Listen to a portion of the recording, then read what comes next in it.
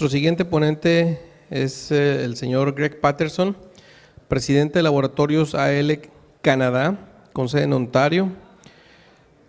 Es uno de los miembros fundadores de Laboratorios AL Canadá.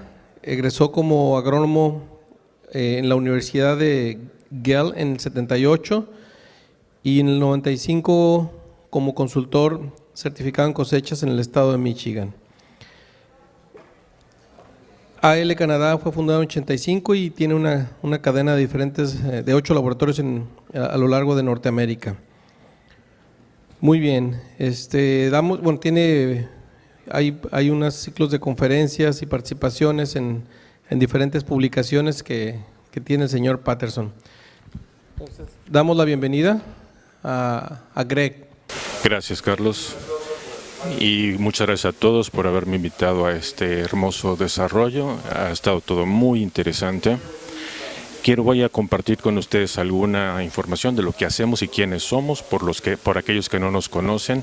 Nosotros estamos en Ontario, Canadá, una de las partes más al sur de Canadá. Este es uno de nuestros laboratorios donde hacemos trabajos biológicos, todo orientado a nuestra salud. Los servicios que ofrecemos somos laboratorios de análisis de laboratorio. Actualmente prácticamente llegamos a todo el mundo relacionado con la agricultura.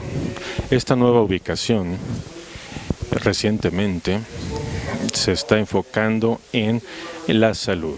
Lo que venimos aquí a presentarles es que sabemos más de la especie que nos rodea que lo que sabemos de lo que nos nutre. Hay que entender la microbiología de los suelos para hacerlos más ecológicos y más amigables para proteger todos los suelos. Así que esto es una de las listas de las cosas en las que nos involucramos. Diferentes aspectos de producción, diferentes cosechas en todo el mundo. Hay mucho que aprender. Cómo crecemos las cosechas y lo que estamos viendo en enfermedades de los nutrientes y cómo encontrar la nutrición en los productos. Vamos a hablar de los niveles de las pruebas en los suelos y cómo se disminuyen estos. El costo global de los fertilizantes, que no va a cambiar, y necesitamos hacer un mejor trabajo para hacerlo más eficiente. También presiones ambientales en la industria agricultura. Muchas veces nuestros vecinos y ciudades vecinas tenemos que confrontar algunas presiones ambientales que muchas veces nos causan bastantes problemas. Lo otro que nos enfrentamos es muchas veces nos enfrentamos a expertos en la industria que no están necesariamente actualizados. Tenemos que darles consejos y necesitamos nosotros darles asistencia a nuestros clientes. Y también, bueno, la creciente producción y requerimientos de los niveles de nutrientes. En esta gráfica pueden ver la demanda mundial. Podemos ver aquí esta gráfica, no va a cambiar muy pronto. Lo que es desafortunado es la producción levantándose desde 1998 y la demanda ha ido creciendo, así como también los recursos. Necesitamos tener cuidado al usar estos recursos más eficientemente. Esta es una tendencia en la mayoría de las naciones desarrolladas. Podemos ver una cuestión genética que está subiendo. Aquí en esta otra gráfica podemos ver lo que pasa a lo largo del tiempo en cuanto los desarrolladores En los 60 teníamos tenemos 10 veces más en 2010, de 2 millones aproximadamente a 4, más o menos 150 bushels por hectárea. En el futuro no tenemos mucho énfasis en la agronomía, en la producción agrícola. Lo que sí parece es que ha ido disminuyendo muchos de estas marcaciones. Aquí tenemos algunos programas. Estamos prediciendo que para 2030 yo creo que vamos a tener un problema, tenemos un potencial y no hemos identificado muchas de las cuestiones agronómicas. Eso es algo que tenemos que enfocarlos mucho, los balances de los nutrientes, el mejoramiento de la estructura de las raíces y de la salud. También mejorar la estructura de los suelos y la microbiología de los suelos y el uso de asociaciones relacionadas con plantas microbióticas. Si vemos por qué creo que nosotros estamos perdiendo algunas cosas, si regresamos a 1981-82, el doctor Johnson vio el potencial de producir 490 bushels y podemos ver programas que nos pueden dar una eficiencia con energía solar de hasta 600 bushels por acre. Si volteamos a vernos en los niveles de aquellos años, y para 2030 vamos a tener una cosa muy muy diferente. Esta otra gráfica en el Medio Oeste, en la producción de maíz, ellos vieron algunas estructuras y pensaron en microbiología, programas de nutrientes y sistemas de producción que puedan hacer mejor, aumentar la eficiencia. Desde 71 hasta 84 había un promedio de 207 bushels por acre. Y ahora tenemos un pico aquí de 338 bushels por acre. Ahí teníamos 370. Él estaba teniendo un poquito más de los 300. Hay mucho potencial. Lo que estamos haciendo cada día es, aparte de la genética, él hizo algunas pruebas de suelos y la información puede ser, aquí pueden ver los niveles de potasio, que es un 4.5%, 81 ppm de fósforo. Nuevamente identificó cómo poder llevar estos cultivos de una forma mejor. Estos son otros individuos, ni siquiera es el granjero ni agricultor, pero tuvo nociones de cómo hacer las cosas bien. Esto es sobre el año pasado, 271.8 bushels por acre, y esto es así se ve sus plantas.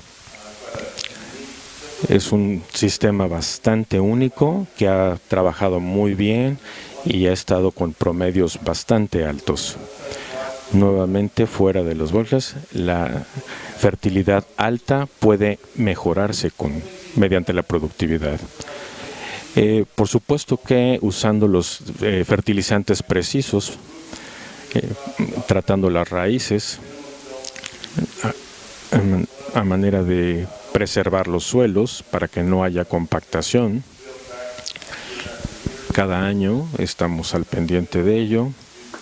Tenemos cultivos de líneas gemelas y nuevamente pueden tener una ubicación más exacta.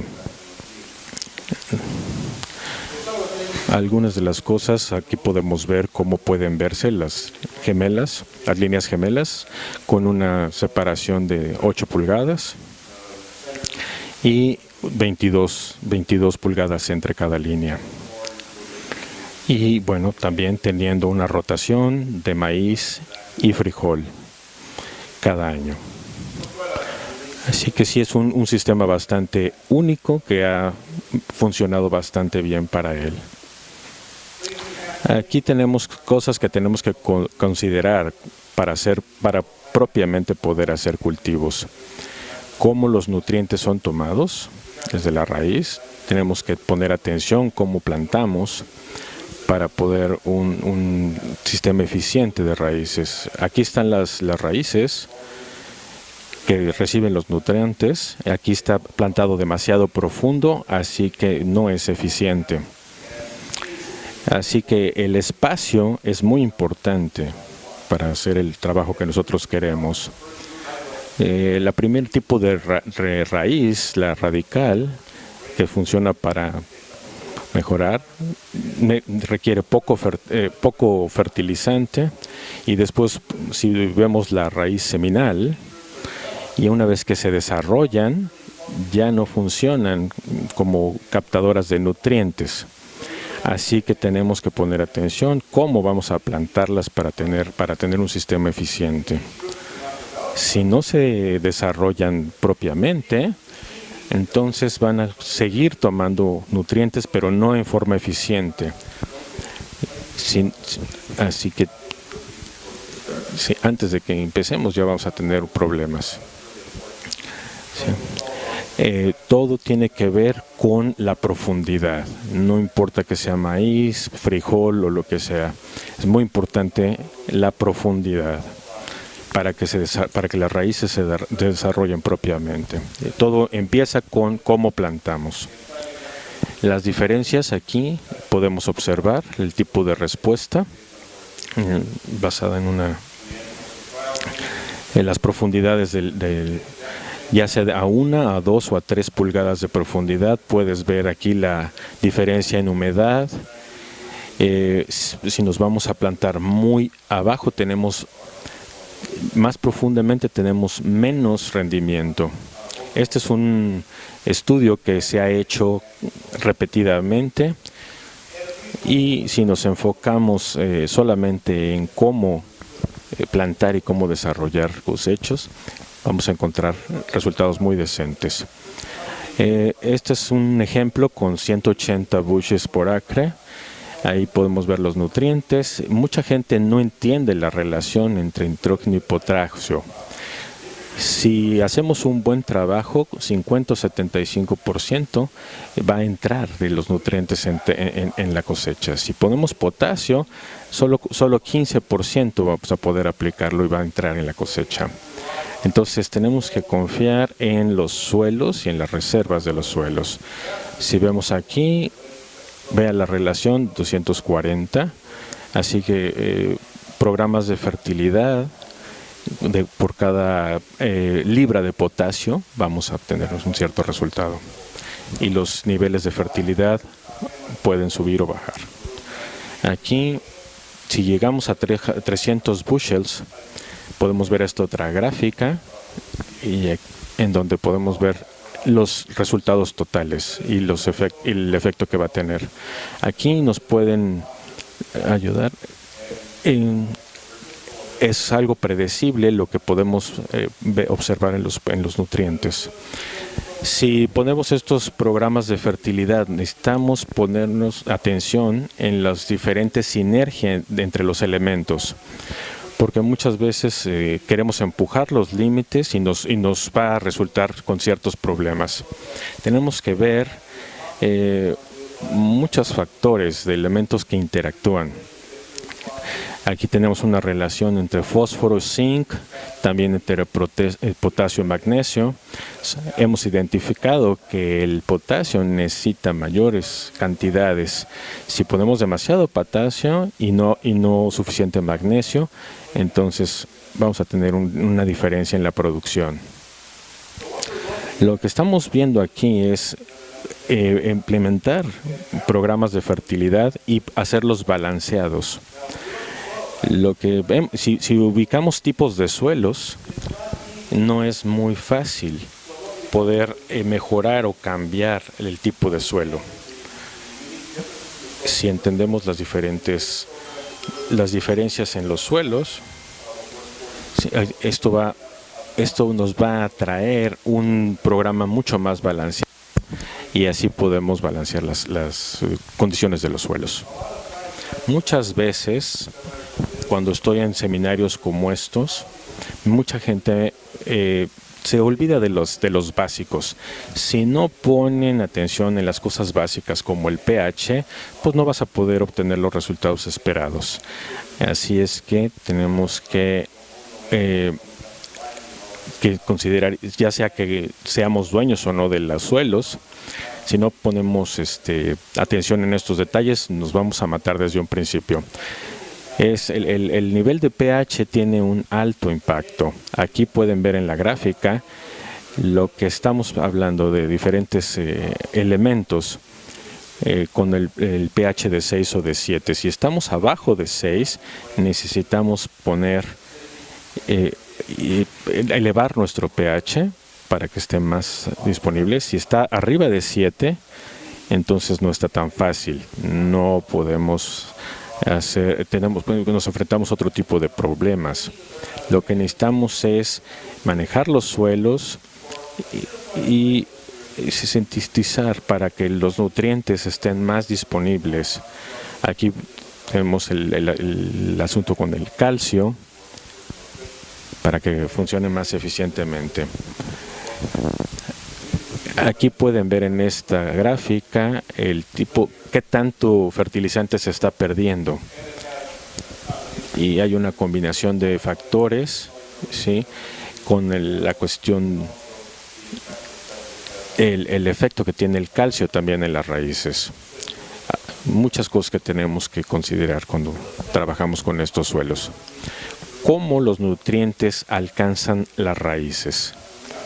Cuando entendemos este concepto, nos da un mayor entendimiento de cómo poder hacer que esto trabaje en nuestro favor. Sí, aquí podemos ver, vamos a vernos un poquito en el sistema, en el proceso de difusión. ¿Sí? Este proceso se puede facilitar en cuanto a las raíces. Podemos entrar en esta cadena de proteínas y puede ir y buscar por cada uno de los nutrientes que la planta necesita. Este proceso facilita la difusión, cómo responde este sistema de raíces y cómo absorben los nutrientes. Esto nos ayuda a entender por qué este balance es tan importante. Hay un proceso simple de difusión que podemos observar en esta parte de la gráfica, y después hay un transportador activo que transporta el nitrógeno, y este proceso de difusión facilitado se puede observar en esta otra gráfica. Este es el sistema de raíces que estábamos considerando y analizando. Si ven cómo aquí hay una regulación del flujo que entra dentro de la planta. En procesos muy bajos, con la concentración de nitrógeno va a regular el flujo de los nutrientes que entra a la planta. Una vez que, entendiendo el nivel óptimo de estos nutrientes, vamos a poder obtener una mejor respuesta en nuestras cosechas. En este canal, la concentración de nutrientes y del calcio, si hay un buen nivel de calcio, nos va a funcionar muy bien. Si entendemos el pH, el calcio y el sodio, es muy importante que el calcio no solamente es un nutriente, sino que también actúa como una hormona en la planta y facilita la difusión en el canal. Vamos a ver esta otra gráfica, cómo se genera la energía que hace que todo funcione en la planta. ¿Sí? Esto aquí va a tomar potasio lo va a introducir entre la raíz y esa energía procede de la conversión del fósforo y que la planta lo va a recolectar y se va a hacer este ciclo. Esta relación entre el potasio, el fósforo y algunos hidrógenos va a porque ese transportador, ese código, estamos hablando que necesitamos 2 moléculas de hidrógeno y la planta va a tratar de adquirir esto y va a tratar a aumentar el nivel de fósforo. Se va a sintetizar y también necesitamos magnesio. En este momento la mitocondria va a almacenar esas reservas. Es muy importante entender cuando ustedes ven cómo lo van a poner junto y cómo va a empezar desde un principio.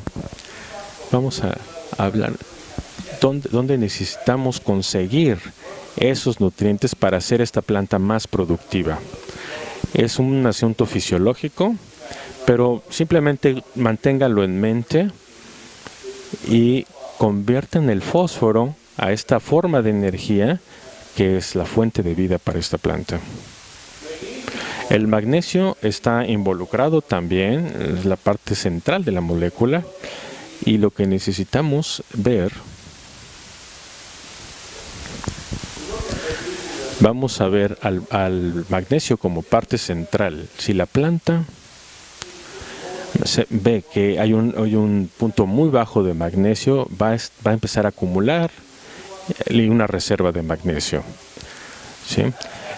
Eso es cómo, y tiene que ver cómo convertir el fósforo también. Podemos tener magnesio hasta por 3 semanas antes de que el tejido de la planta lo reciba. Entonces, entendiendo estos niveles, vamos a tener mucho mejores resultados. Vamos a tomar un par de minutos en analizar los suelos. Es importante que conozcan sus suelos. En un poquito de detalle les voy a ayudar cómo poder leer esta información en este tipo de reportes. Aquí es probablemente un poquito diferente a otros reportes que ustedes hayan usado en laboratorio. Nosotros siempre estamos agregando diferentes datos, porcentajes de fósforo, de aluminio, y esta información procede de nuestros propios estudios y nos ayuda a entender cuál puede ser el nivel de fusión entre estos nutrientes. Hay mucha información en estos reportes que nos ayudan a entender los programas de fertilidad que queremos implementar. Nuestra recomendación para ustedes es utilizar este tipo de gráficas. Aquí los investigadores lo han puesto toda la información junta y han agregado aquí fertilizantes y han medido aquí los niveles que pueden observar en estas gráficas desde los años 40. En 1974 pusieron toda esta información junta e usaron diferentes tipos de suelos. Era un poco difícil entenderlo antes de hacer los suficientes estudios y pruebas. Y aquí, en aquel tiempo no tenían los programas de fertilizantes si vemos aquí diferentes nutrientes, por ejemplo, lo que queremos observar, si lo hacemos bien desde un principio, vamos a tener la fundación de todo. Tenemos aproximadamente 30 días para poder todo esto junto. Y de ahí en adelante es cuestión de mantener lo que hemos hecho. Si vemos este reporte de suelos, aquí podemos ver una producción de maíz. Hemos mandado esto a la empresa. Les hicimos algunas recomendaciones sobre esta información aquí y solamente ajustamos una vez que entendemos los suelos y las condiciones de los cultivos. Podemos poner la información que pueda presentar aquí los números y los porcentajes, a manera de que, bueno, lo puedan ajustar un poco. Y estos valores aquí, estamos hablando de la difusión de los nutrientes conforme los suelos van liberándolas. Aquí en nuestros laboratorios tenemos la disposición de fósforo, la disponibilidad de fósforo en un sistema medio, y aquí nos indica que está un poco bajo a manera de el total de fósforo presente, y eso nos ayuda a tomar algunas decisiones. El fósforo está en diferentes tipos de suelos. Entonces, si nos observamos el fósforo y el calcio, y cuáles serían los niveles ideales de fósforo que nosotros queremos tener para tener una buena producción. Eso es información que puede ayudarnos a entender los tipos de suelos. Aquí estamos viendo esta otra gráfica. Tenemos niveles también de aluminio. Y si se encuentran en el caso de tener rotación de cultivos, les puede dar la sensibilidad y los puede convencer más de lo que estén. Aquí puse un poquito dónde obtuvimos la información, algo de la bibliografía, de lo que hemos hecho de investigación desde los 70s, y la disponibilidad de fósforo y otros elementos. Esto aproximadamente lo obtuvimos hace un año, después de mucho tiempo de investigación. Porcentajes de fósforo. Sí, aquí también basados en el tipo de suelo, menos de 9, de entre 10 y 13, CEC, entre 14 y 17 o más de 18. Y lo que nosotros pretendemos es estar en este nivel de aquí. Si estamos ahí, sabemos que vamos a tener una buena producción y evitar algunos programas. Pueden ustedes incrementar esto si reducen aluminio o incrementar el nivel de fósforo para que puedan llegar a estos niveles deseados. Aquí tenemos nuevamente otro ejemplo. Este nos muestra lo que tenemos aquí, un 5% de potasio, de fósforo. Lo que queremos estar aquí, tenemos o pretendemos estar en este rango, 0.6%.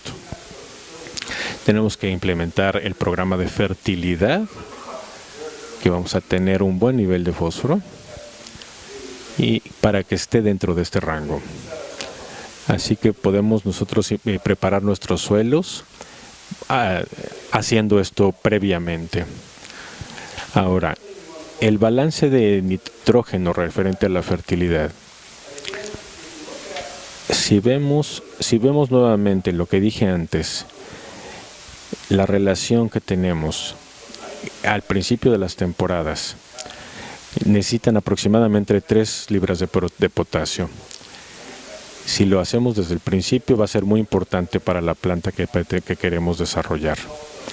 Esto nos va a ayudar con una buena planeación para hacer el trabajo bien hecho. Es importante entender esto. Siempre hemos hecho un buen trabajo en estos niveles. Las pruebas que estamos haciendo desde los 60s y 70s, tenemos aproximadamente 0.8 y recientemente hemos aumentado a 0.36. Necesitamos poner atención en eso. Los niveles óptimos en los suelos de CEC. Aquí podemos ver en esta gráfica los números para que puedan ustedes probarse, pueda haber una demostración y un muestreo de suelos, y pueden ustedes tener sus propias tablas de lo que necesitan de acuerdo al tipo particular de suelo. Aquí ponemos las medidas de porcentajes de saturación de CS. Desde incrementamos la producción, necesitamos también del 6 al 7% de saturación. Necesitas tener un nivel predecible de potasio para que esto pueda darse. Queremos estar en los niveles altos, ¿sí? Para que el sistema de raíces funcione adecuadamente. Si vemos aquí la relación entre el potasio y el magnesio que mencioné antes y lo vemos aquí cómo funciona dentro de la planta, queremos estar arriba de 0.15 en miligramos y queremos estar abajo de 0.50. En algo así como 0.25, 0.35 sería un punto óptimo. Esto también nos ayuda en decidir qué tipo de cultivo vamos a elegir. Dependiendo si estoy entre 0.2 y 0.3 de ratio de magnesio, van a necesitar tener algo de magnesio dentro del programa. Necesitan asegurarse de que su elección del radio de potasio sea el adecuado para estar dentro de estas medidas. Si están arriba de 0.5, van a utilizar, no se va a dar. Si está arriba de estos niveles, van a estar fuera de los balances necesarios. Esto nos ayuda, esta información nos puede ayudar mucho. Aquí tenemos nuevos resultados de las pruebas. Aquí nos da un 3.4% de saturación de potasio. Aquí tenemos un poco de problemas bajos de sodios. Y aquí tenemos muy alto el magnesio. Una vez que superamos el 0.25 de magnesio, los suelos se vuelven muy apretados y difíciles para trabajar en ellos. Así que tenemos que regular y balancear esos niveles. Un punto 14, si han llegado a ese nivel, no tenemos el suficiente potasio si tenemos menos de este nivel. Este es otro ejemplo de la misma área, un poquito diferente de nivel de fósforo. El sodio más o menos no está tan mal. Aquí tenemos un pequeño problema con el magnesio, pero no tan malo como estaba. Y en este punto particular, que es 0.31. En este reporte, aparte del pH, probablemente este es el mejor indicador para la productividad de cualquier cultivo. Esta información lo que nos está diciendo es qué tan eficiente está siendo nuestro cultivo de acuerdo a la relación de fósforo, potasio y magnesio. Sin tener magnesio disponible, la planta no va a poder tener los resultados esperados. Mucho del éxito está relacionado a estos niveles. Si vemos esta relación de estos elementos, aquí es como se vería la planta y cómo está utilizando esos nutrientes. Aquí en la parte de la raíz, el potasio tiene que combinarse con el trabajo. Aquí ya va a estar dentro de la planta para crear los aminoácidos necesarios para el desarrollo de la planta. El potasio va a funcionar como un transportador. Se va a introducirse y lo va a regresar a la parte de las raíces. Mucha gente no entiende que del 40 al 60% de la fotosíntesis que se produce en la planta está tratando esa planta de ayudar a captar los nutrientes. Si no tenemos el nivel de potasio aquí, la planta no va a poder utilizar los nutrientes, así que bueno, no manda más para arriba y se acumulan los nutrientes en los tejidos. La acumulación de los nitrógenos a la mitad de la temporada normalmente es un indicador de un problema de potasio.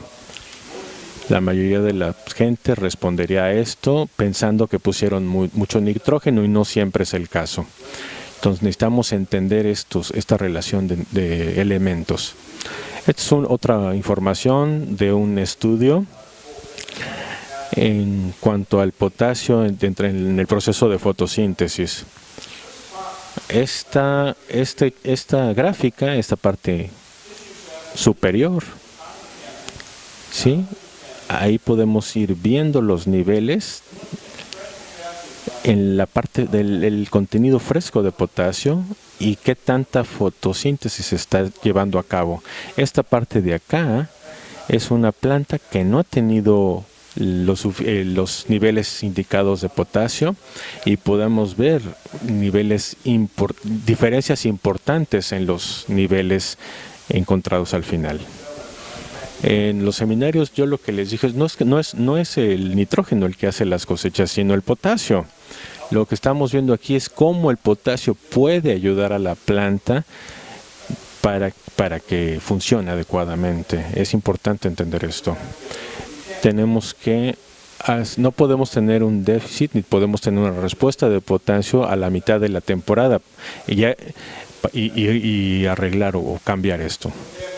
Nuevamente, si queremos llegar a donde queremos, tenemos que tener el proceso de fotosíntesis adecuado y desde el principio de la temporada tener de un 3 a un 5% si queremos estar en un 0.72 al 2% a media temporada. Si disminuimos los niveles de potasio, va a disminuir el proceso de fotosíntesis. En esta etapa queremos estar aquí para terminar en este otro punto. Si no, no podemos tener las cosechas que pretendemos. Esta es otra gráfica que explica los niveles de potasio. No teniendo suficiente potasio no va a ser. Aquí podemos ver un ejemplo con 80 partes por metro. Si queremos llegar a este tipo de 160 a 280 bushels por acre, podemos observar el cambio dentro de la saturación del potasio de 180 libras y aquí tenemos 200 o un poco más de 200 bushels por acre. Cuando vemos aquí al radio, estamos usando lo que le llamamos sistema de fertilidad para el desarrollo de cosechas, y la eficiencia tiene que ver con la relación de estos nutrientes. ¿Cómo vamos a diseñar un sistema de inicio mixto? Un proceso de fertilización tenemos aquí en la raíz. Si tenemos un sistema que le puedes poner algún tipo si puedo poner un par de galones, este radical va a empezar, cada vez que puedo poner un poco de fertilizante ahí que no sea muy alto en sodios, necesito también ver qué es lo que quiero hacer a largo plazo. Aquí van a empezar a crecer, se van a ir hacia acá. Yo lo que quiero hacer es otro programa aquí, con algo de magnesio, algo de manganeso, en las muestras de los suelos. Tú puedes ver aquí hacia dónde se van estas raíces. Podemos hacer varias cosas. Tenemos que poner atención también en las sales, porque las sales pueden quemar los sistemas de raíces. Entonces queremos tener una combinación adecuada y baja en sales. Aquí podemos ver el sistema ideal con un 60%, aproximadamente de 40 a 45% de eficiencia. Cuando aquí podemos ver aquí podemos hacer diferentes cosas. Podemos usar suelos altos en aluminio, si lo hacemos correctamente, podemos utilizar esta banda para verdaderamente conseguir diferencias únicas que funcionen. Si es que entendemos cómo interpretar los suelos, podemos hacer muchas cosas. Algunos trabajos que hemos hecho es ver la eficiencia que hay entre azufre, porcentajes. En esta prueba en particular podemos ver aquí los niveles bajos de potasio. ¿Sí? Aquí en contraste con el calcio. Lo que queremos hacer aquí es poner algo de calcio y pueden ver aquí la diferencia. Si incluimos 10 libras, y esto es lo que va a hacer la diferencia. Aquí podemos ver el nivel de calcio y el nivel de fósforo. Yo tengo muchos nutrientes acá. Lo que quiero es cómo poder hacer los nutrientes que estén más disponibles para esa planta. Aquí tenemos otro diagrama de fertilidad. Aquí lo que dices es, bueno, no pongas demasiado fertilizante, simplemente quieres hacer un buen trabajo para hacer un trabajo más interesante, cumpliendo todo en los tiempos adecuados. Aquí podemos ver en este otro caso, los expertos dicen que bueno, solamente necesitas 160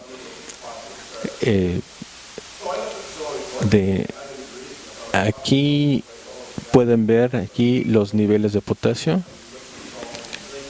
Pusimos algo de zinc. Lo importante aquí es entender lo que les muestra un programa de fertilidad y qué es lo que está haciendo para sus cosechas. Este es un programa que el ministerio está recomendando.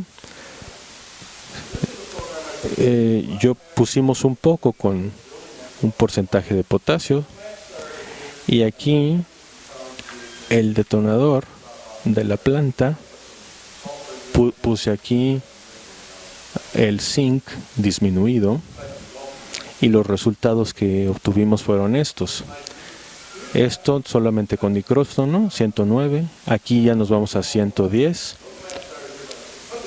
Hay algo de fertilidad, de fertilizantes aquí. No hay mucha diferencia entre estos. Y nuevamente tenemos que entender la cuestión del nitrógeno. Estamos desarrollando suelos a futuro. ¿Sí? Nuevamente, aquí tenemos no hay una gran diferencia. No hizo una gran diferencia.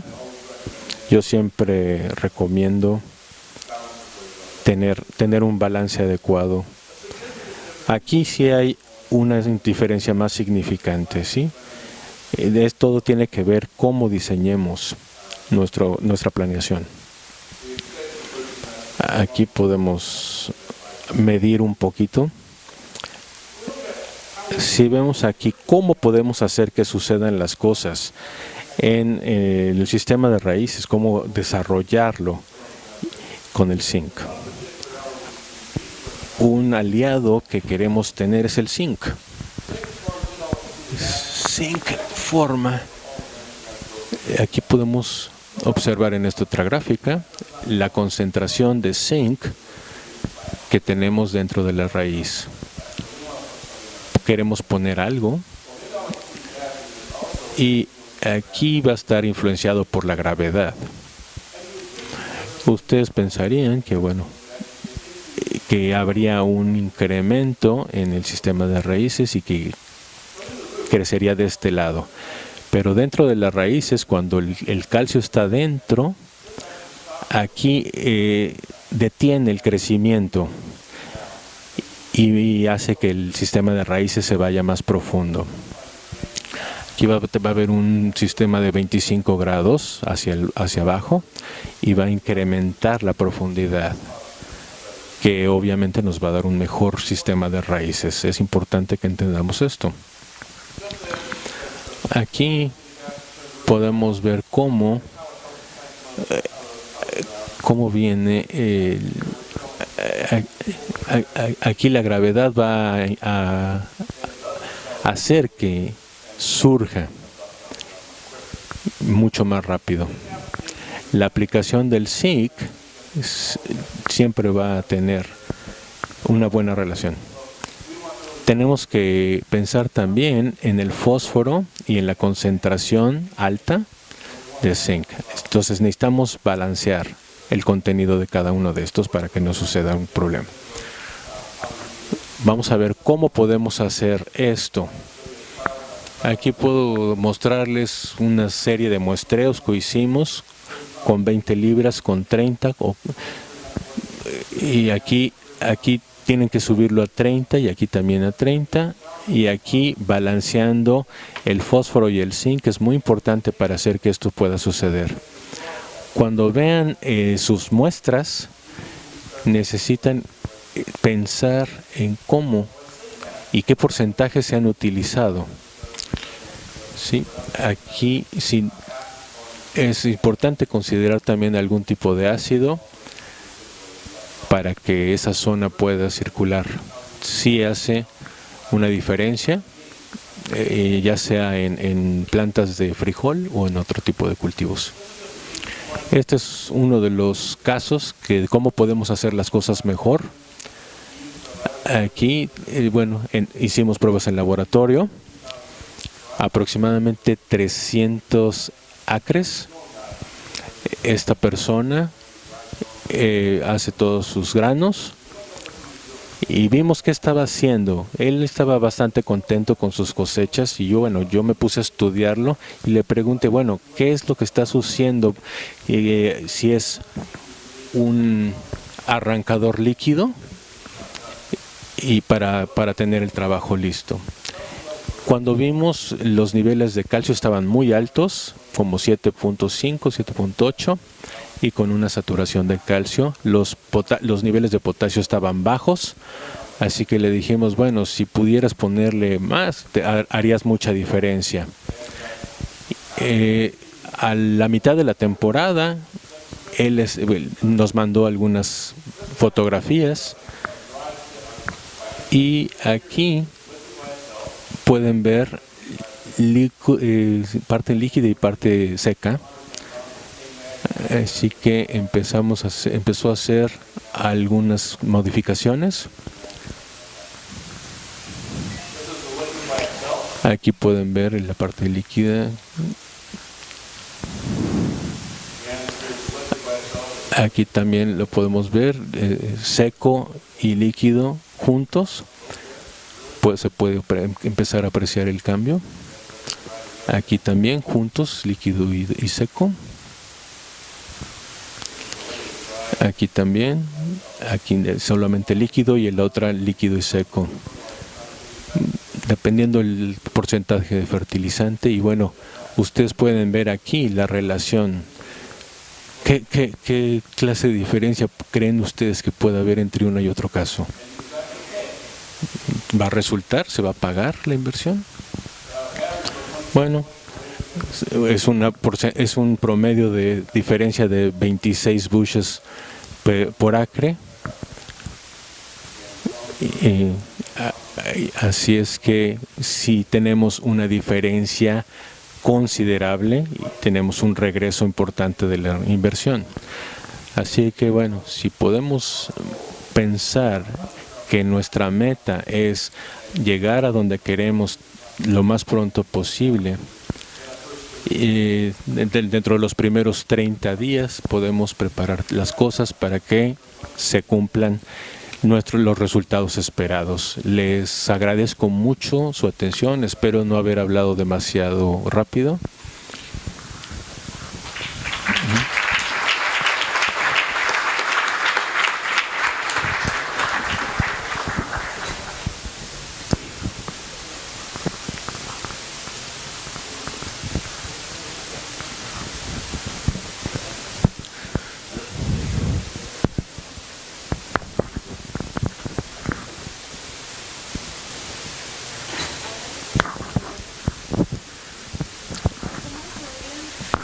que tenga él una diadema para que le pueda yo traducir de español a inglés. La pregunta.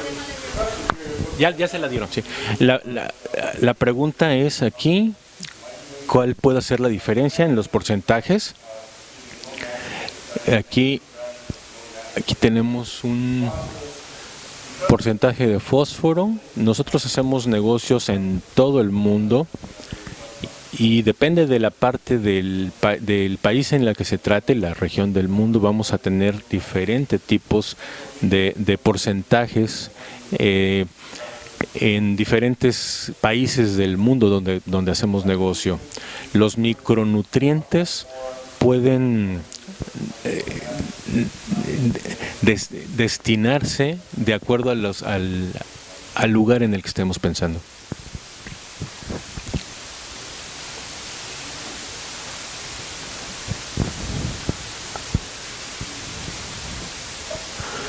La pregunta es cómo se puede calcular los porcentajes de saturación de fósforo, y eso básicamente tenemos que ver la presencia de hierro, y bueno, de acuerdo a muchos años también de estudios, podemos ver que la movilidad de los suelos es una ecuación complicada, pero no es tanto la base de saturación, sino el intercambio que hay en un balance de nutrientes adecuado, y para evitar confusiones.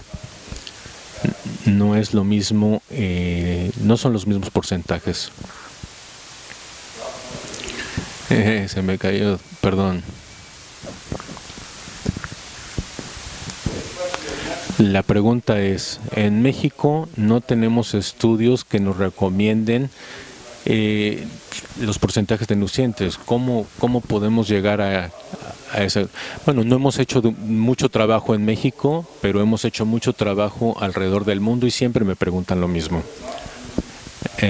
Ontario no es...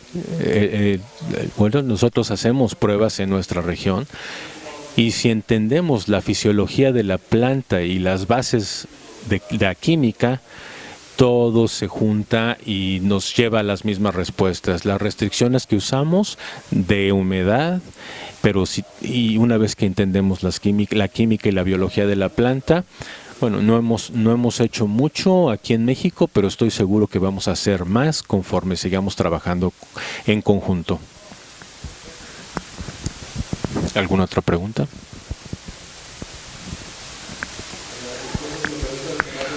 Ok.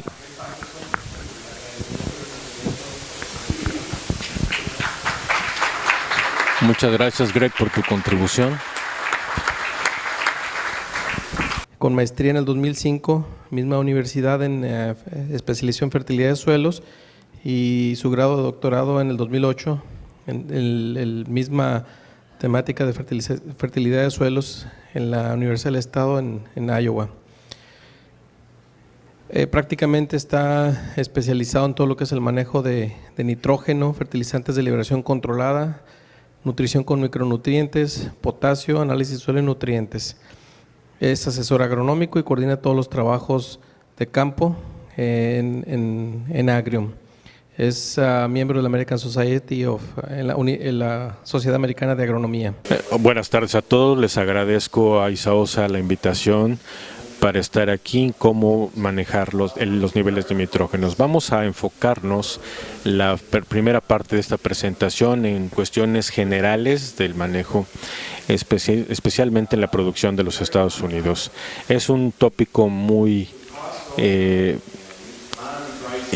con las fluctuaciones de los precios, los cuales están subiendo. Queremos tener el mejor regreso de nuestras inversiones. Lo que nosotros queremos es ser productivos y hacer dinero. Uno de los aspectos que estamos enfrentando es cómo aplicar los nutrientes a manera de que no perdamos estos nutrientes y que no haya contaminación. Lo que necesitamos es hablar de responsabilidad. Vamos a responder para realmente poder adquirir. Lo que vamos a hablar un poquito es en un principio, y luego vamos a a ir entrando en detalles y cómo va a tener cómo va a funcionar dentro de sus sistemas. Si tienen alguna pregunta específica en su escenario específico, por favor, con toda confianza, pregúntenlas, y eso es lo que estamos aquí, para lo que estamos aquí. Hablando un poquito de Agrium, este es un comercial, es una de las compañías de fertilizantes más grandes del mundo. Tenemos diferentes unidades de negocio. La parte de mayoreo, de ventas en mayoreos, fotasios, también tenemos en menudeo, la unidad de menudeo. También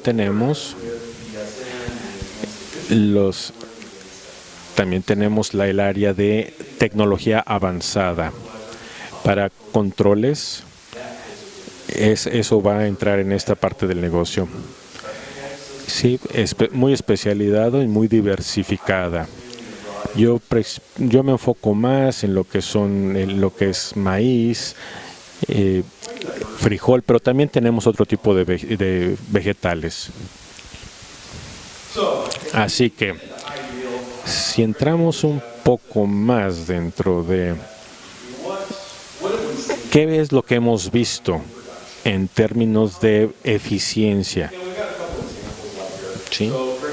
Tenemos algunos ejemplos aquí. Herman Warsaw encontró bastante altos, aproximadamente 274 bushels, cuando el promedio era como 100 o 110. ¿Sí? De 75 tenía 338 bushels. En 1985, 370 bushels. Aún mejor, mucho mejor que lo que en esa época la mayoría de la gente hacía. El siguiente es un ejemplo de Francis Childs. Tengo 329 bushels, 155 de frijol de soya por acre. En el lado del maíz, 329 bushels por acre. Pero todas estas personas estaban con un intenso manejo y administración. Estuvieron haciendo las decisiones, tomando las decisiones correctas y también viendo los suelos adecuados. Es muy importante. Pero si nos vamos aquí a la Asociación Nacional de Crecimiento de Maíz, ahí tenemos un promedio de 300 bushels por acre en ese año. Más bien por cada año. Aquí la cuestión es a ver qué vamos a hacer en cada acre, y vamos a querer reproducir lo mismo en cada acre. Si vemos aquí esta gráfica, aquí tenemos, él estaba en 375 bushels, aquí subieron a 442 bushels, y si observamos lo que ellos hicieron para incrementar su producción, aquí estamos viendo datos un poquito viejos, desde 1965. Si vemos aquí, Iowa estuvo muy estable. Y si vemos eso, no ha cambiado demasiado de entonces a la fecha. Lo que sí es que estamos aumentando entre 1,5 y 2 bushels por año. Aquí podemos ver un concurso. Y los ganadores del concurso lo podemos ver aquí en la gráfica. Aquí hay un gap importante. Su incremento, aquí estaban promediando pocos cambios y poco gap entre ellos. Y si vemos aquí lo que Francis Child estaba haciendo, podemos ver un incremento. Él cada año estaba tomando lo que estaba haciendo y utilizándolo, la experiencia que pudo aprender en cada año. Lo que no funcionaba, lo que sí funcionaba, y lo que no funcionaba, adaptarlo y probar algo diferente. Definitivamente, si vemos lo que pretendemos, los altos rendimientos que pretendemos. Aquí vemos en un gap de diferentes años entre Warsaw y Childs. Si vemos aquí, 45 libras, bastante estable en toda la aplicación. Bastante altos niveles de nitrógeno, ¿sí? Fueron 100, y aquí también incluimos 25 libras de starter y 75 libras de surgimiento en urea. No estaban viendo media temporada o final de temporada. Nuevamente, estamos hablando de 1985. No estamos ahora tanto. El total, 546 libras con un promedio de 0.7 bushels por libra. Si vemos el caso de Childs, fue un programa un poco diferente, 50 libras de nitrógeno o 250 libras de nitrógeno en preplantadas. Después usó 50 libras de emergente, y ahí estaba enfocándose mucho en la parte final de la cosecha, no tanto en el principio, al revés de Workshop.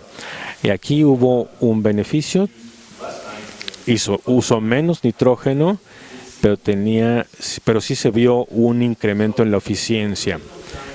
Aquí sí tiene mucho que ver en lo que sabes, lo que has aprendido y cómo lo estás usando. Aquí estamos hablando de agricultores individuales. Aquí en investigadores, aquí hablando de cultivos de alto rendimiento, y al final todo tiene que ver con una administración responsable. Algunos colegas de la Universidad de Illinois hablan de algunos de los retos que tenemos y la perspectiva de cómo atacarlos y cómo podemos tener beneficios en estos distintos programas. Los cultivos de alto rendimiento siempre van a representar retos.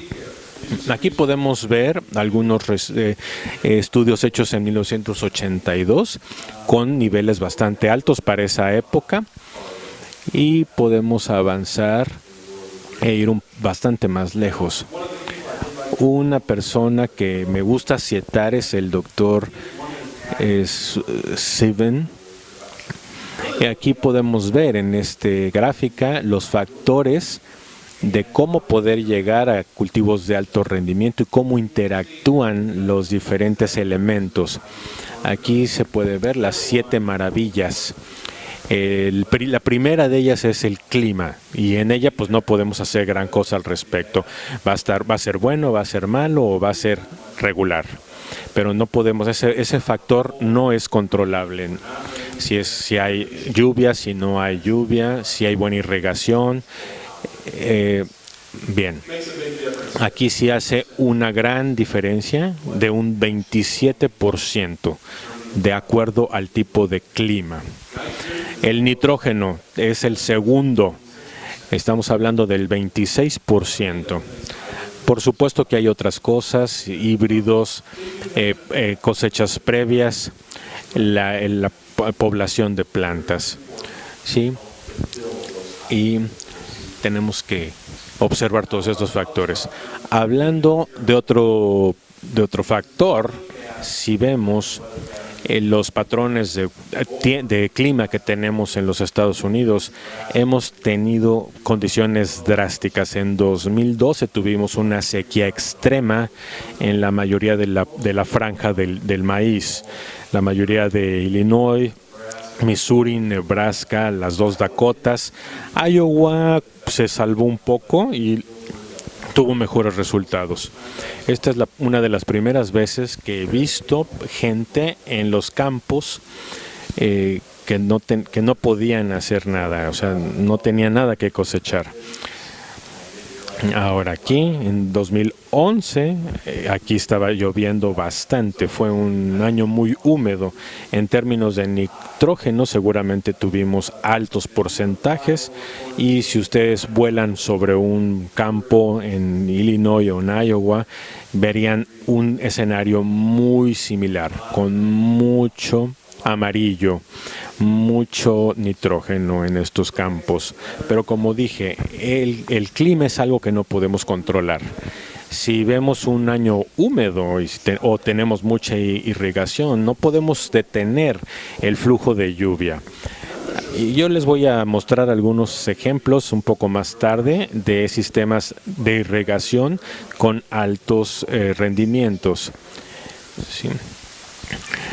Ok, una de las cosas cruciales, los prerequisitos. Uno de ellos es los prerequisitos. No son maravillas, pero hablamos de la cuestión del drenaje y del el control de pesticidas. Los nutrientes sí son la segunda maravilla, bajo un programa controlado. Necesitamos niveles adecuados de potasio y de fósforo. Y deben de tener un buen balance. Es muy, muy importante que lo tengamos. También el uso de aplicaciones, de tecnologías adecuadas en los fertilizantes para que les probamos exactamente lo que la cantidad de nutrientes que la cosecha requiere. Este es otro ejemplo que el Dr. Ruffel va a ir en más detalle a esto, pero si pueden tener estos factores actuando juntos, podemos llegar a un paquete de alta tecnología que pueda incrementar considerablemente los niveles. Y aquí podemos ver significantes diferencias. Puede ser hecho, pero es bastante complejo. Estamos luchando contra ello, pero estamos en el camino. Entonces, para mejorar la importancia, muchos de estos cultivos de alto rendimiento no es algo que estamos haciendo en 80 o 160 acres. ¿Cuáles son los límites? ¿Por qué la gente quiere poner más énfasis en el manejo de los nutrientes? Bueno, porque la productividad está relacionada directamente con ello. Si estamos viendo cuáles las necesidades de alimento, todo ha ido creciendo altamente. También estamos hablando de los precios, han aumentado, ya sea del maíz, del frijol. Entonces, el manejo de los nutrientes es importantísimo para poder tener esos niveles de alto rendimiento. Tenemos que considerar también el costo de los fertilizantes, el factor de riesgo, los factores de inversión. Mucha gente no quiere tener demasiados riesgos en su inversión. Quieren inversiones más seguras, más protegidas. Quieren saber que no están invirtiendo dinero con un alto riesgo de pérdida. Así que también tenemos que ver el impacto ambiental, ¿sí? Cómo se han perdido los nutrientes en los suelos. El agricultor ha invertido y en sus campos. Si tenemos una situación económica que impacta. Aquí vemos el costo de los nutrientes y lo que han incrementado sus costos. Aquí podemos ver cómo durante algunos años estuvieron bastante estables. E incluso hubo una reducción en los 2000, pero en la mitad de la década de los 2000 empezaron a subir considerablemente. Tenemos que hacer decisiones sabias en cuanto a elegirlo. Aquí tenemos reportes de diferentes productores, a ver lo que ellos consideran de cómo elegir la combinación de nutrientes y cómo manejar estos nutrientes. Aquí tenemos la variación. Su mayor énfasis lo pusieron en la variedad de los nutrientes y el manejo de ellos. Ellos creyeron que esto era algo de rutina repitieron lo mismo que estaban haciendo año tras año. No le pusieron mucho pensamiento a esta situación. Así que vieron que era importante, pero no le dedicaron el suficiente tiempo para mejorar o corregir la situación. Así que, ¿qué necesita ser mejorado? Vimos que en el mundo de la fertilidad de los suelos no ha habido mucho cambio en los últimos 5 años. Ha sido bastante constante. Hemos tomado la mayoría de las tecnologías nuevas. Hemos hecho pruebas de suelos, pruebas de fertilidad. Tenemos una cantidad de información enorme. Y no es algo que se esté viendo como una ciencia que esté surgiendo. Así que necesitamos ver de una mejor manera cómo ser más estables en la fertilidad de los suelos y cómo poder incrementar la eficiencia de uso. Vamos a ver también reducir las aplicaciones. Yo puedo tener más haciendo menos. Eso es importante, y mejorar en eficiencia. El tiempo es dinero, así es que mientras más tiempo le dediques a ese campo, se va a pagar. También la cuestión de seguridad, ¿no? La cuestión de seguridad ambiental.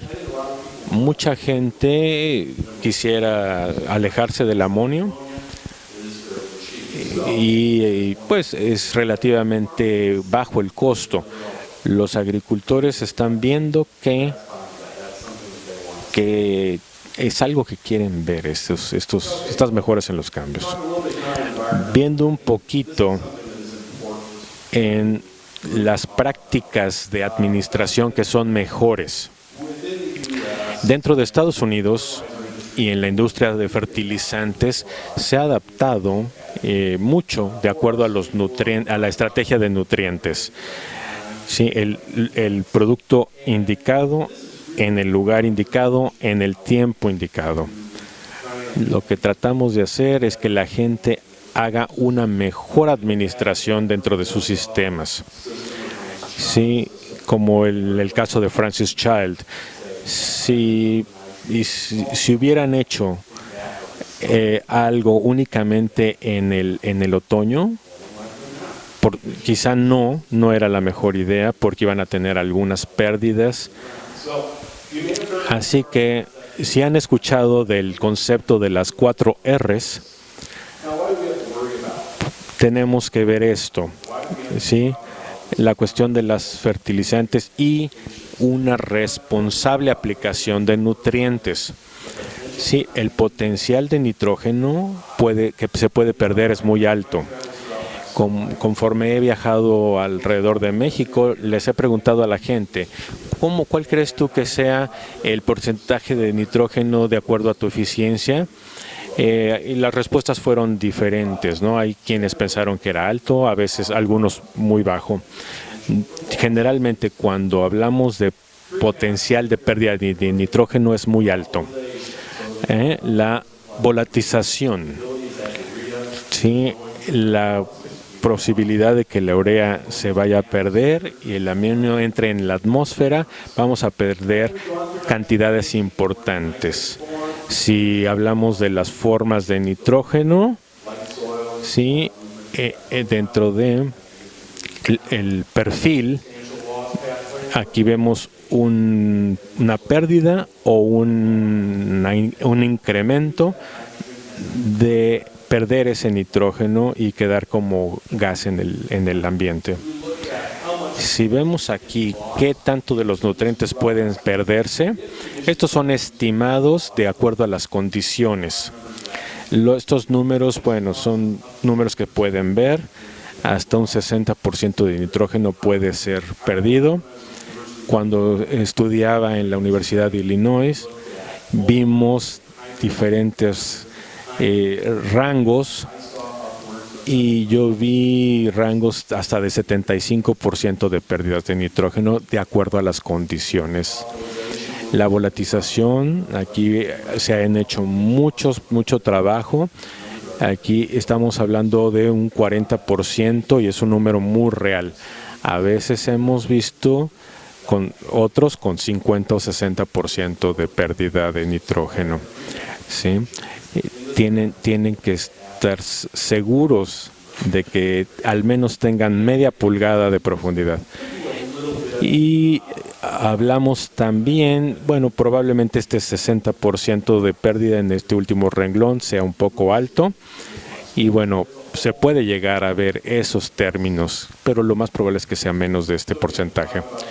Aquí, bueno, podemos hablar de este concepto de cómo los fertilizantes y cómo podemos proteger los sistemas ambientales y a la vez incrementar eficiencia. Si vamos a invertir dinero, queremos recuperarlo dentro de la nutrición de la cosecha. Si vemos aquí en la contribución agrícola de acuerdo a los nutrientes, hacemos bastante investigación en esto, tanto en instituciones privadas como públicas, y podemos ver aquí aproximadamente 80 diferentes estudios de nitrógeno. También hacemos estudios en papa, en trigo. Tenemos muchos estudios alrededor del país y queremos asegurarnos si se trata de productos nuestros o algún otro tipo de productos. Aquí, tanto en Estados Unidos como en Canadá. Hablando de la meta, lo que queremos es proveerle a la planta lo que realmente necesita en la forma en la que lo necesita, ¿sí? De acuerdo al momento específico. Así que bueno, aquí podemos, si este es nuestro sistema y tenemos un sistema confiable de aplicación, tenemos que ver, ok, nuestra fuente es la correcta, nuestro método de aplicación es el correcto. Y bueno, hablando con algunas personas anoche, bueno, nos dijeron, bueno, aquí nos los ponemos en el sistema de irrigación. Normalmente es considerado bastante eficiente, pero muy consumidor de tiempo para inyectar el fertilizante en la irrigación. En algunos países esta es la forma que utilizan, a mano. Entonces tenemos que ver el método de aplicación que utilizamos. Otro factor que vemos es la fertilización en sí. El tipo de sistema que vamos a utilizar. Y hay diferentes definiciones. La más general es que pues, cuando el fertilizante aumenta la disponibilidad de nutrientes. ¿Sí? Cuando pienso en ello, pues yo lo que hago es que ya sea que primero puedo reducir mi nitrógeno o bien puedo mantener mis niveles iguales intentando tener un alto rendimiento igual. Aquí vamos a ver un poquito el ESN es un tipo de fertilizante distinto, controlado, que tiene una cobertura. Necesitamos humedad y necesitamos temperatura. Una de las dos cosas que necesitamos es que ustedes han visto, ¿no? Ustedes seguramente tienen muestras con esa película verde que cubre. Ella actúa como una barrera física, ¿sí? Para tratar de prolongar el tiempo. Esa película no se libera, lo que queremos es que permanezca intacta. Una de las cosas interesantes es el rango de liberación, dependiendo de su temperatura, su ubicación. Normalmente es entre 60 y 90 días. Una de las cosas interesantes es que podemos cambiar este rango de acuerdo a la película que cubre. el producto. Solamente se tiene que cambiar el grosor de la cubierta. ¿Sí? Muchas veces me preguntan qué tipo de... todavía no llegamos al punto de poder controlar si al 100% el grosor de la película. Bien, aquí esta es una tecnología muy simple. Le ponemos una cubierta, ¿sí? Va a funcionar como una barrera física, la va a conservar intacta por un mayor tiempo de acuerdo a lo que necesite la cosecha. ¿Sí? Ahí se licúa la urea y aquí se empieza a expender dentro de la planta, ¿sí? A través de esa membrana. Es una tecnología relativamente simple, solamente estamos tratando de proveer una barrera física. Aquí podemos ver una gráfica. Esto fue hecho en laboratorio bajo temperaturas constantes. En temperaturas bajas no vemos demasiado lo que si pensamos en temperaturas normales, aquí sí podemos ver un incremento en una curva dentro de la gráfica, ¿sí? O sea, mientras más frío va a haber una liberación menor, mientras más caliente mayor. Aquí podemos ver algo que llamamos inducción de temperatura. Y aquí, bueno, es lo que normalmente vemos en los Estados Unidos al final de marzo, principios de abril. Entonces podemos ver este periodo, ¿sí?, de temperaturas bajas. Conforme las temperaturas incrementan, vamos a ver una liberación más rápida, ¿sí? Aquí hay dos curvas de acuerdo a el cambio de humedad. La humedad no es tan crítica. El ISN está diseñado para trabajar bien con un porcentaje de humedad distinto. Si tenemos cápsulas vacías al final, así es como pueden ver que está funcionando su ISN. Sí. A la gente en Estados Unidos le está dando una gran confianza utilizarlo porque ven que funciona adecuadamente. Si vemos aquí un diagrama general de urea convertido en amonio, aquí pues bastante rápido, de acuerdo a las temperaturas, este proceso se da bastante rápidamente. Un proceso muy rápido de amonio a nitrato. Si ustedes utilizan un producto como inhibidor, los tiempos se van a reducir. Con el ESN lo que queremos mantener es el nivel de urea. Lo van a aplicar en el campo y esa urea en 1 a 2 semanas se va a convertir en nitrógeno, ¿sí? Y es un proceso que se va a estar repitiendo durante 60 días y se va a convertir la urea. No se convierte toda en un solo momento.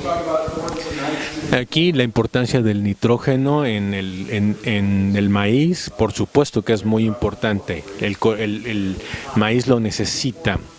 Es importante especialmente en términos de investigación y inversión de dinero. El nitrógeno definitivamente es el nutriente número 1. Y si vemos también la eficiencia de nitrógeno y dependiendo de, por ejemplo, en el caso del maíz de color más claro, siempre va a ser un componente importante, así como los aminoácidos. También tenemos aquí las plantas que necesitan nitrógeno primordialmente para que las hojas se desarrollen. La absorción de la luz, que va a convertirse también en comida para la planta. Con el ESN, algunos de los beneficios que podemos tener son, bueno, un rendimiento, un alto rendimiento en la cosecha. Flexibilidad es otra cosa muy importante, tener máxima flexibilidad mediante el uso de ESN. Puedo tener y puedo ayudar a reducir las aplicaciones a manera de que tengas más flexibilidad. Seguridad, sí, máxima seguridad, a manera de que los cultivos no se quemen. Y también una ventana de aplicación conveniente, ¿sí? Poder pensar en precultivos. Muchas de las ventanas pueden ser muy reducidas, como finales de mayo, principios de junio, así que teniendo un producto que tenga una ventana muy amplia es siempre muy conveniente. Si vemos aquí cómo una cosecha, un cultivo de maíz utiliza el nitrógeno, ahí tenemos una baja ingreso en los meses de mayo y de junio, y ya después de mediados de junio empiezan a adquirirlo y a recibir la demanda de nitrógeno que puede ir subiendo en los meses de julio y agosto. Sí, así aquí podemos ver un nivel incrementado de nitrógeno. En esta otra gráfica podemos ver cómo también se ingresa el nitrógeno. Aquí podemos ver una fase de reproducción que cada vez va tomando un mayor nivel de nitrógeno. Así que no nada más tenemos que administrar el nitrógeno, sino que también tenemos que administrar Bien, aquí tenemos las dos tipos de aplicaciones. Una aplicación simple, ya sea preplantados. Aquí lo estamos aplicando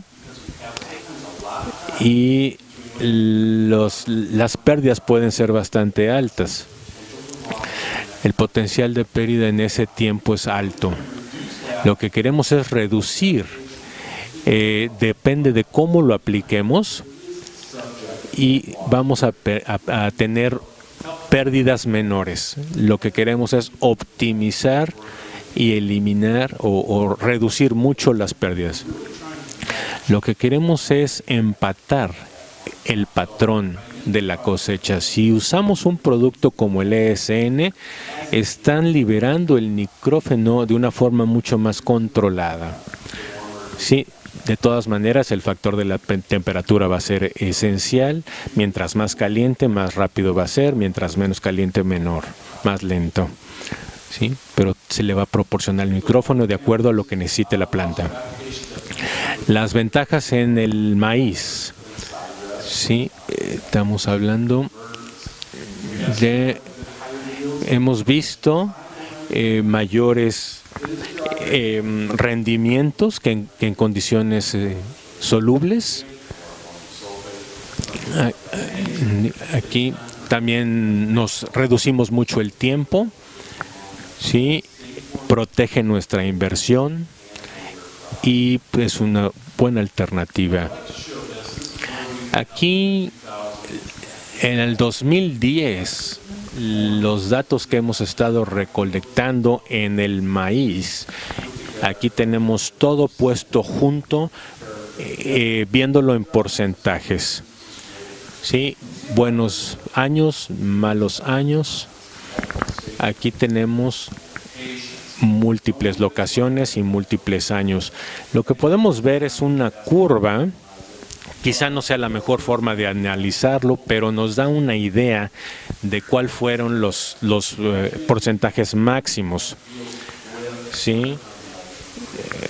Lo mejor nos llevó en los 290.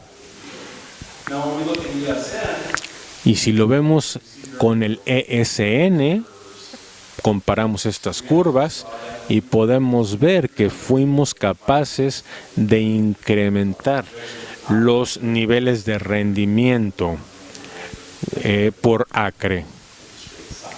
¿Sí? Aquí también estamos viendo cómo pudimos lograr nuestros objetivos e incrementar la eficiencia controlando y administrando todos estos niveles.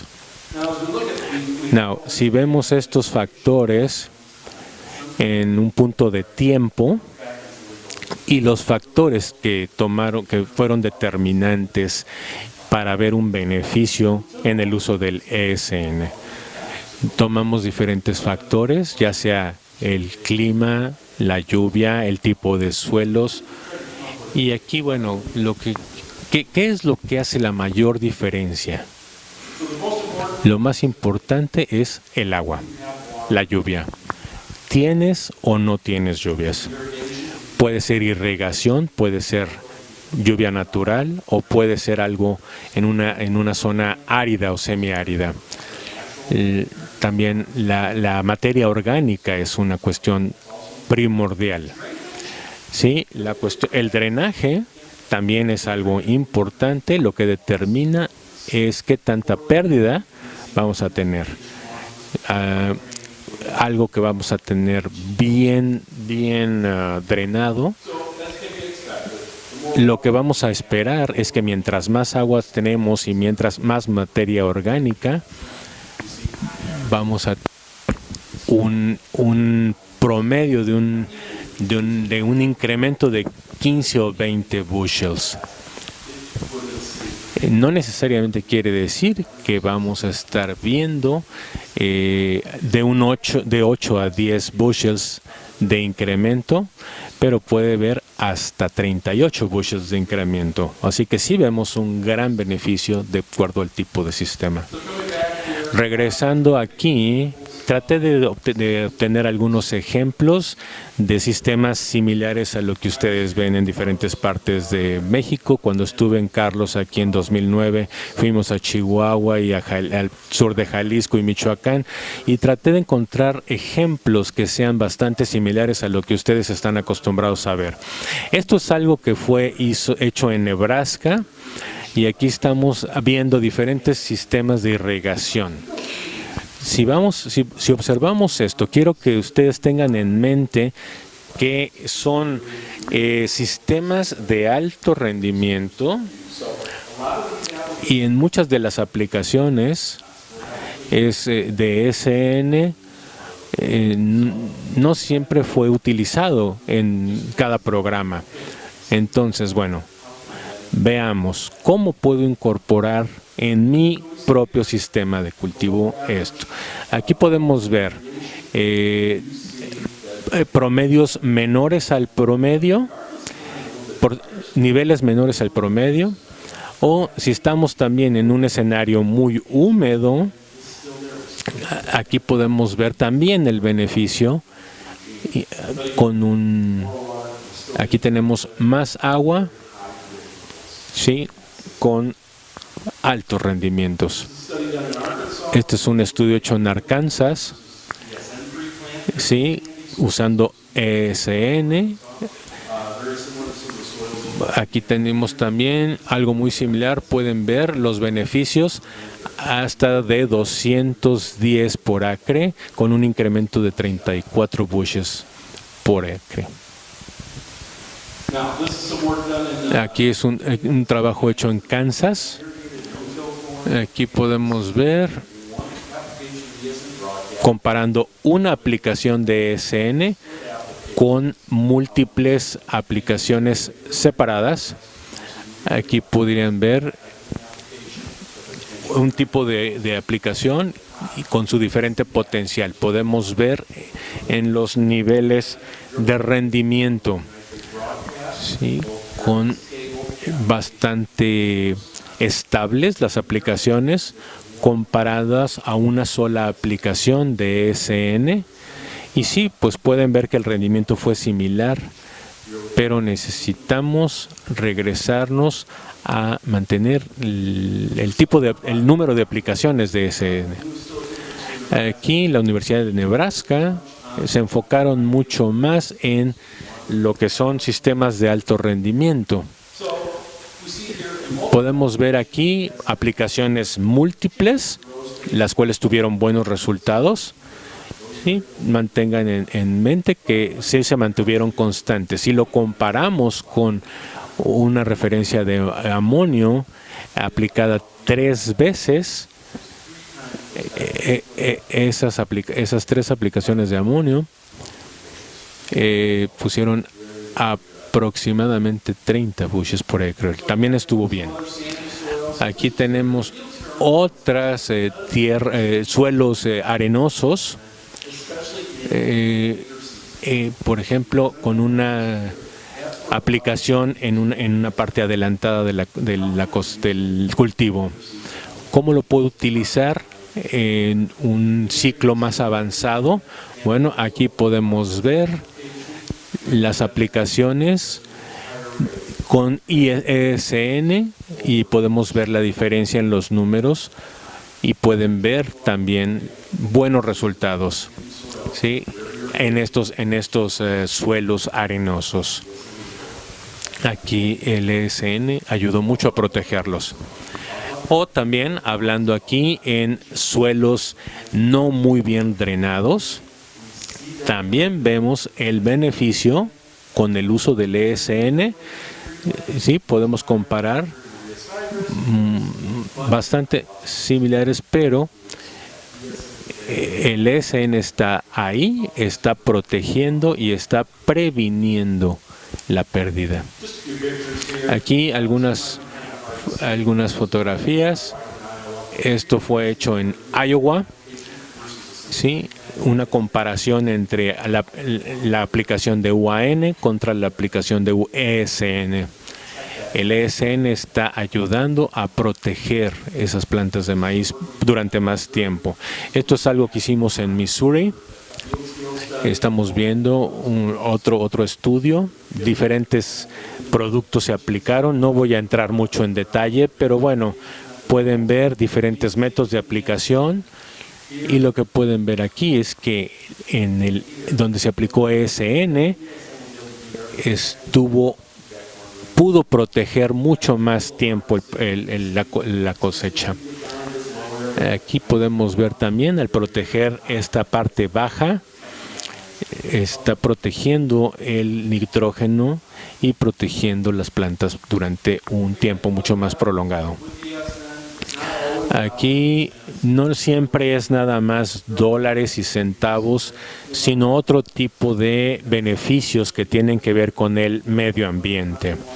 Aunque no lo queramos, los gobiernos están cada vez regulando más, están forzando algunos cambios y nos han hecho eliminar algunos componentes, ¿sí?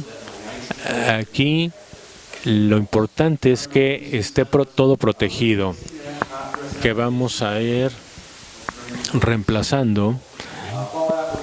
Las aplicaciones en otoño son posibles y vamos a obtener también beneficios. Sí quise analizar este estudio hecho en Nebraska, que nos da un buen ejemplo de cultivos de alto rendimiento. ¿Sí? Si vamos de 2009 a 2011, el 2009 estuvo bastante seco, 2010 tuvo mucho más lluvia, pero al final también estuvo un poco seco. ¿Sí? Esto es en el centro norte de Nebraska. Lo que tuvimos es menos de 1%, con suelos muy ligeros. Aplicaciones múltiples de diferentes productos. La línea verde es la de ESN. ¿Sí? Aquí pueden ver los puntos, es cuándo se hicieron las aplicaciones y cuándo se recomienda hacer las aplicaciones. ¿Sí? El 50% se hace. Aquí podemos ver en 2009, 2010 no hubo muchas lluvias al final de la temporada. Sí, si comparamos en 2011, casi 70 bushels de acuerdo a las aplicaciones. Cuando tenemos alta humedad, podemos ver mayores resultados. En 2009 no tuvimos mucha humedad, tuvimos controlado lo que el sistema estaba haciendo. Aún con irrigación, no podemos controlar mucho. Sí, con el uso del ESN podemos controlar mejor. Aquí podemos ver la gráfica con una aplicación donde marca el punto, mucho más alta que si lo vemos aquí con la aplicación del UAN. Pudimos controlar mucho mejor ese sistema. Aquí la clorofila dentro de la temporada, pudimos controlar mucho mejor la aplicación. Sí, nos ayudó mucho en mantener los niveles de nitrógeno dentro de la planta. Ahora, si vemos aquí cómo recuperamos, estamos aproximadamente 15% más arriba entre una aplicación de nitrógeno y 2 aplicaciones. Aquí volvemos a ver 2010 y 2011, años más húmedos. Aquí podemos ver nuevamente los niveles de clorofila bastante arriba y se pueden apreciar y reflejar con claridad.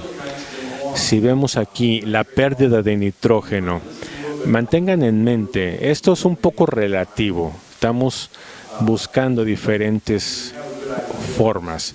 Tener una buena idea de qué tanto nitrógeno se está perdiendo en el sistema y que puedan tener un sistema bien controlado. Aunque es un poco relativo, nos da una buena idea. Esto sería 2010, más o menos húmedo, se secó un poco al final. Y aquí pueden ver el ESN, cómo estuvo haciendo bastante bien, pero la eficiencia baja en la parte final de acuerdo a los niveles de nitrógeno perdido. Aquí también vemos la misma tendencia hasta 280 kilogramos que se están perdiendo en el medio ambiente. Aquí vemos el acumulado de pérdidas. 2009, aquí el número, estamos hablando de 200 kilogramos, bastante sustancial. Veámoslo como un punto relativo, pero si vemos aquí estos más altos rendimientos en 2010, definitivamente nos deja claro qué tanta más protección nos está dando. Entonces, ¿qué es lo que estamos haciendo en términos de eficiencia y qué tanto se está perdiendo? Algunas recomendaciones generales. Yo sé que ustedes hablan con diferentes agricultores en México. Simplemente hay 2 formas de usar el ESN. Algunos pocos lo están usando en preplantíos y están usándolo para tratar de reducir las pérdidas de nitrógeno, ¿no? Si está ahí y si lo necesitas, lo van a tratar de reducir. Ahora, si lo vamos a usar de esa forma, puede ser mezclado, puede estar, va a tardar un par de meses hasta que la planta realmente vaya a necesitar ese nitrógeno liberado. Las aplicaciones en otoño, pues creo que ninguno de ustedes no van a estar muy preocupados con eso, pero también les puede dar la opción. Sí, la mayoría de ustedes creo que han visto más éxitos al usar aplicaciones de ESN. ¿Qué tanto lo han utilizado? Y necesitan ver también en cómo han hecho el balance del ESN y lo pueden mezclar un poquito y quieren ustedes mantener la mezcla alta o un poco más baja. Las aplicaciones en la superficie son aceptables, depende mucho también del medio ambiente y la estabilidad que vamos a tener, sobre todo con la liberación del nitrógeno. Si ustedes tienen condiciones adecuadas y dependiendo de la variación que tengan en los suelos, necesitamos ser cuidadosos. Las aplicaciones independientes tienen que sentirse cómodos en cómo van a aplicarlo. Necesitan ver el tiempo adecuado. Nosotros recomendamos mucho este tipo de aplicación. Ustedes ven, lo checan y pueden hacer 2 o 3 aplicaciones y pueden usar el ESN en una de esas aplicaciones. Muchas veces vemos gente que hacen 2 o 3 aplicaciones y probablemente pueden eliminar 1 o 2, pero puedes mantener el resto de tu programa en forma estable. Otra opción es que estén aquí. Nos encantaría que todos empiecen a utilizarlo, pero sabemos que eso no va a suceder de inmediato. Bueno, en 30 segundos vamos a ver aquí el manejo. Minimizar el manejo, ¿sí? Asegúrense de que lo tratan con respeto. No tengan múltiples aplicaciones, ¿sí? Si lo están haciendo, especialmente si lo están mezclando, si lo mezclan con otro tipo de productos, vamos a tratar de minimizar el manejo. Pero sí, lo importante es ser responsables en lo que estamos tratando de hacer. Con ello, creo que más o menos he cubierto todos los puntos generales, lo más que puedo. Voy a abrirlo a ustedes en caso de que tengan preguntas generales sobre el ESN y cómo puede encajar dentro de sus programas.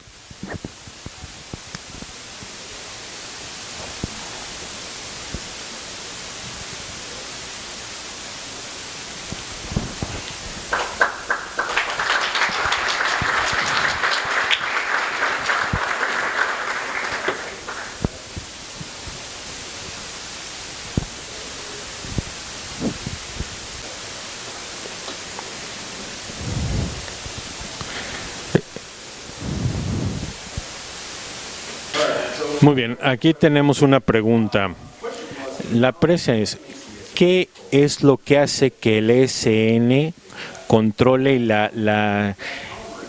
qué tan grande sea la cubierta? Lo que decía antes es que la idea es tener una barrera física. Con ESN, como lo mencioné antes, el punto clave va a ser la temperatura. Mientras más caliente sea, se va a liberar más rápido. Ahora, parte de la pregunta fue, si tenemos ESN, lo que tratamos de conservar es la uniformidad y que se mantenga constante, ¿sí?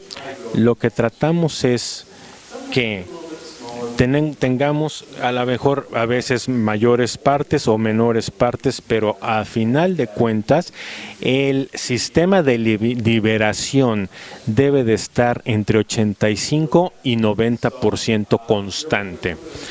Probablemente haya partículas menores y puede haber un poco de diferencia en la liberación del ESN, pero debe de estar controlado durante ese periodo de 60-90. La pregunta aquí es de cuál es la diferencia en el precio, ¿no? Esa pregunta no es para Matt. Al día de hoy el ESN lo tenemos sobre una base de $750 en Altamira, ¿sí? Mira, contra los precios actuales, contra contra la urea, el diferencial puede ser ahorita en este momento sobre $250. Normalmente en el rango comercialmente anda sobre un rango de $200, $180, pero en este momento que la urea ha bajado el precio, ese es el diferencial. Ok, una buena pregunta. ¿Qué clase de suelos necesitamos para que SN funcione? Típicamente estamos hablando de que está diseñado menos de 18% de humedad. Y vamos a ver el tipo de liberación de nitrógeno que pueda darse, ¿sí? Dependiendo de la situación que se encuentra. Entre 18% ya estaría en capacidad de trabajar el ESN. Y una vez que tenemos humedad adecuada en los suelos, ¿qué tanto va a tardar ESN para empezar a liberarlo? Bueno, vamos a hablar que dentro de 18 a 25 días, un rango que puede ser un poquito menor, un poquito mayor, necesita licuarse y empezar a liberarse, pero digamos que es entre 18 y 25 días. Muy bien, thank you very much, Matt. I present this. Entrego este reconocimiento a Matt por su presentación y le damos las gracias por haber participado. Thank you.